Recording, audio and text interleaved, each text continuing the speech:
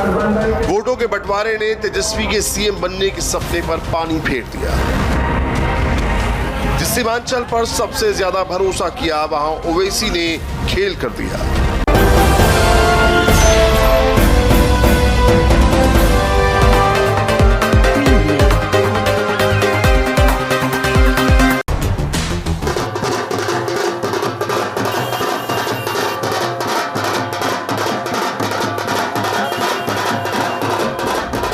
बिहार चुनाव के नतीजे और रुझान बता रहे हैं कि आरजेडी का सत्ता में आने का सपना एक बार फिर सपना ही रह गया।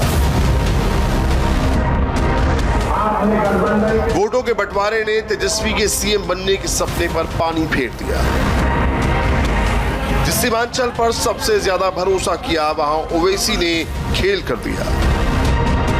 बिहार की सत्ता में वापसी का सपना देख रहे तेजस्वी यादव को भरोसा नहीं हो रहा कि महागठबंधन का सबसे मजबूत किला सीमांचल इस तरह ढह जाएगा। जिस सीमांचल के वोटर पर आरजेडी और कांग्रेस को वर्षों से विश्वास था, वहां हैदराबाद के असदुद्दीन ओवैसी की पार्टी ने सारा गणित खराब कर दिया।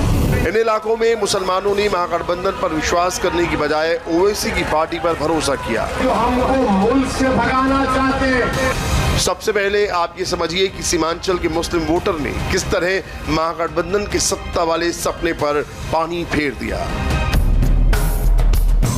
ओवैसी की पार्टी ने सीमांचल में मुस्लिम वोटर की बड़ी तादाद को देखते हुए 24 में से 14 सीटों पर अपने उम्मीदवार उतारे। इसमें 10 से ज्यादा सीटों पर ओवैसी की पार्टी पर मुस्लिम वोटर ने भरोसा किया। अब सीमांचल की इन सीटों पर ओवैसी ने किस तरह महागठबंधन को सत्ता से दूर किया, ये भी समझ लीजिए। सीमांचल की अमौर सीट पर महागठबंधन की तरफ से कांग्रेस चुनाव मैदान में थी, जहां कांग्रेस को करीब 11% वोट मिला, जबकि बीजेपी को 23% वोट मिला। जबकि AIMIM ने 56% से ज्यादा वोट लेकर महागठबंधन को बहुत नुकसान पहुंचाया। इसी तरह किशनगंज में कांग्रेस को 35% से ज्यादा वोट मिले, जबकि बीजेपी को करीब 34% वोट मिले। जबकि यहां भी ओवैसी की पार्टी ने महागठबंधन के गणित को बुरी तरह नुकसान पहुंचाया। AIMIM को 20% से ज्यादा वोट मिले। इस नुकसान की भरपाई करना महागठबंधन के लिए बहुत मुश्किल साबित हुआ। सीमांचल की बहादुरगंज सीट पर कांग्रेस को करीब 11% वोट मिला, जबकि AIMIM ने 44% से ज्यादा वोट लेकर महागठबंधन को भारी नुकसान पहुंचा दिया। NDA की तरफ से विकासशील इंसान पार्टी उम्मीदवार को करीब 37% वोट मिले।